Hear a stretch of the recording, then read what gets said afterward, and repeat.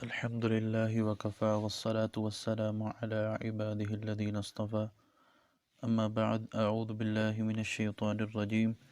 بسم الله الرحمن الرحيم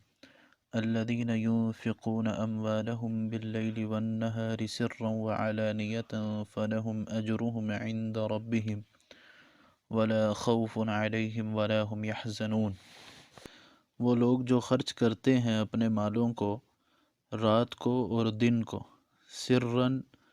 پوشیدہ، و علانیتاً اور ظاہر، فلہم اجرہم عند ربہم تو ان کے لیے اجر ہے ان کے رب کے ہاں، ولا خوف علیہم ولا ہم یحزنون اور نہیں خوف ہوگا ان پر اور نہ وہ غمگین ہوں گے۔ جو اپنے مال چھپا کر اور ظاہر خرچ کرتے ہیں اور ارادہ اور نیت صرف یہی ہے کہ اللہ کو راضی کرنا ہے، تو اللہ کہتے ہیں ان کا اجر ان کے رب کے ہاں محفوظ ہے، اور قیامت کے دن ان کو نہ کوئی خوف ہوگا اور نہ وہ غم زدہ ہوں گے۔ اور اس کے بعد فرمایا الذین یأکلون الربا، وہ لوگ جو سود کھاتے، لا یقومون نہیں وہ کھڑے ہوں گے، الا مگر، کما یقوم الذی مگر کما اس طرح جیسے کھڑا ہوتا ہے وہ شخص، یتخبطہ کہ اس کو خبتی بنا دیا، اس کو باولا کر دیا، الشیطان شیطان نے، من المسی چھونے سے۔ یعنی جو سود کھاتے ہیں جب وہ قیامت کے دن اپنی قبروں سے اٹھیں گے تو ان کے حواس گم ہو چکے ہوں گے، وہ پاگل ہو کر اپنی قبروں سے اٹھیں گے۔ یتخبطہ الشیطان من المس کہ شیطان نے اس کو آسیب سے باولا کر دیا، یہ کیفیت ان کی ہوگی، پاگل ہوں گے، بوکھلائے ہوئے ہوں گے۔ ذالک بانہم قالوا، یہ اس وجہ سے ہوگا کہ انہوں نے کہا، انما البیع مثل الربا، کہ یہ جو بیع ہے، خرید و فروخت ہے، یہ سود کے مانند ہے۔ یعنی وہ سود کو بھی اسی طرح ہی سمجھتے ہیں جس طرح خرید و فروخت ہے، جبکہ اللہ کیا فرماتے ہیں، وَأَحَلَّ اللَّهُ الْبَيْعَ وَحَرَّمَ الرِّبَا،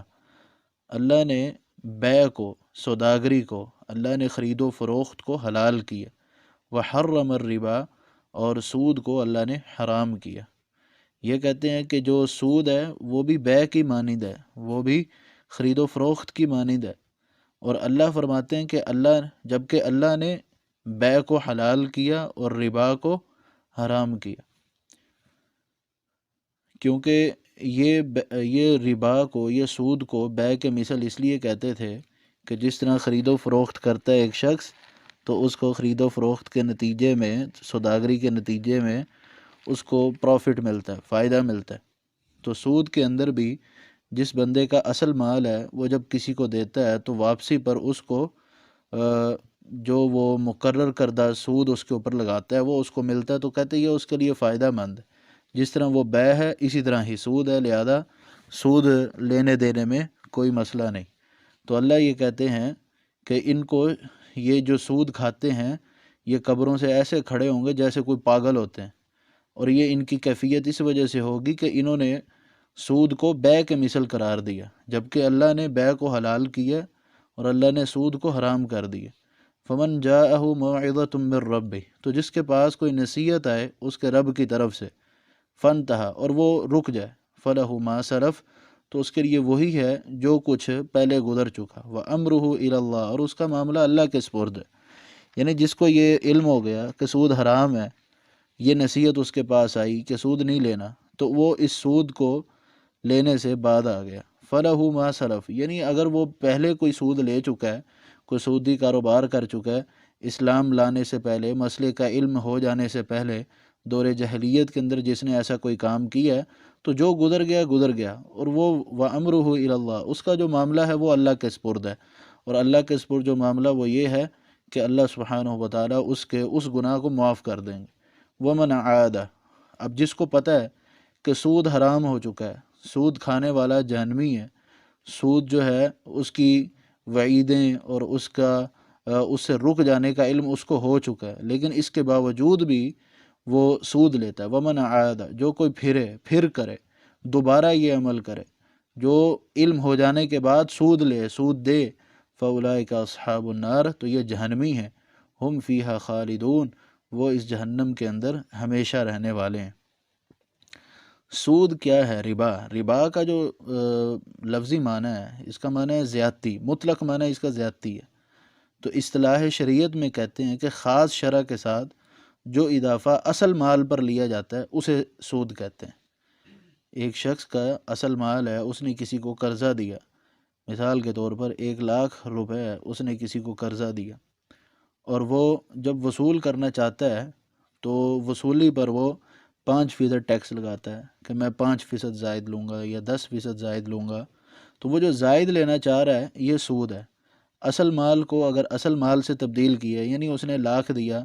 اور اس کے ساتھ نیکی کی اور اس کو مہلت دی، اور اس نے اپنی فرصت میں اصل مالک کو اس کے پیسے ادا کر دیے، تو یہ اس کے لیے نیکی کا کام ہے۔ اگر کسی نے کسی کے ساتھ کوئی اچھا برتاؤ کرنا ہے تو وہ ایسا کرے، اللہ کی رضا کے لیے کسی کو قرضہ دے تو بغیر سود پر اس سے وہ قرضہ واپس لے، تو یہ بہتر ہے۔ اور اگر کوئی قرضے کے اوپر کوئی ٹیکس لگائے گا، کوئی اضافی سود لگائے گا، تو وہ جو ہے اس کو وہ حرام ہے، اس کو سود کہا جائے گا، اور وہ اس کے لیے کھانا جائز نہیں ہے۔ اسی طرح دور جاہلیت میں مختلف انداز کے سود کے کاروبار ہوتے تھے۔ کچھ ایک طریقہ تو یہ بھی تھا کہ ایک موقع پر ایک بندہ کسی کو کچھ قرضہ دیتا اور وقت مقرر ہو جاتا کہ اس مقررہ وقت میں آپ نے پیسے ادا کرنے۔ اگر وہ مقررہ وقت میں پیسے ادا نہیں کر سکتا تھا تو وہ اس کے پاس جاتا اور کہتا کہ اگر تو اس وقت میں مجھے پیسے نہیں دے سکتا تو اب لہذا سود کے ساتھ اگر تو اور مہلت چاہتا ہے تو تجھے سود ادا کرنا ہوگا۔ پھر وہ اس کو مہلت دیتا اور مزید اپنے پیسوں کے اوپر وہ سود لگاتا، تو وہ پھر اس سے اس طرح پھر وہ وصول کرتا۔ تو یہ ایک طرز تھا، اور مختلف طریقوں سے آج ہمارے وقت میں بھی مختلف طریقوں سے سود حاصل کرنے کے ذرائع ہیں۔ لہذا جو بھی راس المال یعنی اصل مال سے زائد کوئی اگر 1% لیتا ہے، آدھا فیصد لیتا ہے یا 0.1% لیتا ہے، تو جتنا بھی وہ لے گا وہ سود ہی شمار ہوگا، وہ اس کے لیے حلال نہیں ہوگا، نہ لینے والے کے لیے نہ دینے والے کے لیے یہ جو صورت ہے یہ جائز نہیں ہے۔ باقی ہمارے ہاں بینک کی صورت میں بہت سی ایسی صورتیں ہیں جو سود میں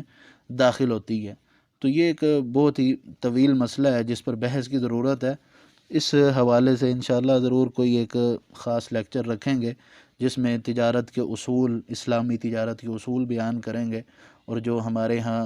قرضے لینے دینے میں بینکوں کی جو خرابیاں ہیں ان کی بھی انشاءاللہ ہم وضاحت کریں گے۔ ابھی بس آیت کے معنی اور اس کے مفہوم کو سمجھیے۔ یمحق اللہ الربا ویربی الصدقات،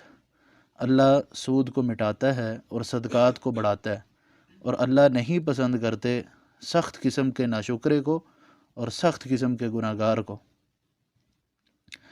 یہاں یہ بات سمجھائی جا رہی ہے کہ تم سود پر جو قرضے دیتے ہو اور پھر بعد میں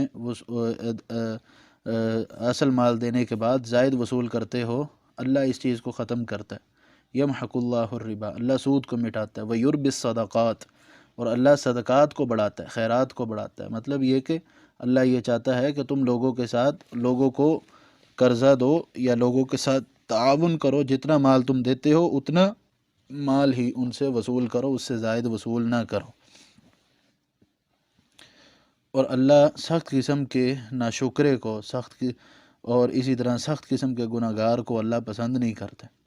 ان الذین آمنوا وعملوا الصالحات، یقین وہ لوگ جو ایمان لائے اور انہوں نے نیک عمل کیے، واقاموا الصلاۃ، اور نماز کو قائم کیا، وآتوا الزکاۃ، اور زکوٰۃ کی ادائیگی کی، لہم اجرہم عند ربہم، ان کے لیے اجر ہے ان کے رب کے ہاں، ولا خوف علیہم ولا هم یحزنون، اور نہیں ان پر کوئی خوف ہوگا اور نہ وہ غم زدہ ہوں گے۔ ایمان لانا، عمل صالح، نماز کی اقامت اور زکوٰۃ کی ادائیگی۔ ایمان کے اندر 3 چیزیں شامل ہیں، ایمان کے اندر 3 چیزیں شامل ہیں: اقرار باللسان، تصدیق بالقلب، وعمل بالجوارح۔ یہ 3 چیزیں ملیں گی تو تب ایمان مکمل ہوگا۔ اور کوئی شخص زبان سے خالی اقرار کرتا ہے اور دل سے تصدیق نہیں کرتا تو وہ بندہ بھی، اس کا ایمان ناقص ہے۔ ان تینوں چیزوں میں سے کسی شخص کے اندر ایک چیز کی کمی ہوئی تو وہ بندہ پکا مومن نہیں ہے۔ ایمان لانے کے لیے ضروری ہے کہ انسان ان تینوں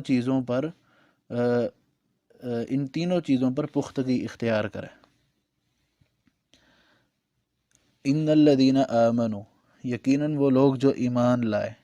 وعملوا الصالحات، اور نیک عمل کیے۔ یہ جو نیک عمل ہیں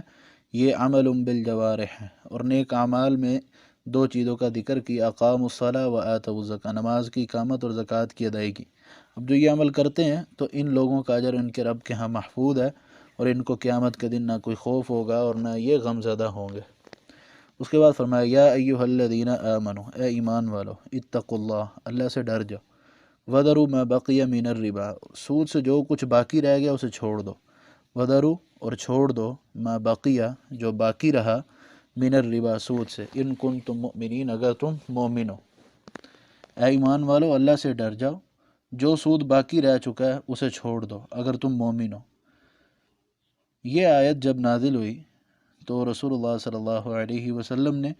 یہ اعلان کیا کہ جو بھی قبیلہ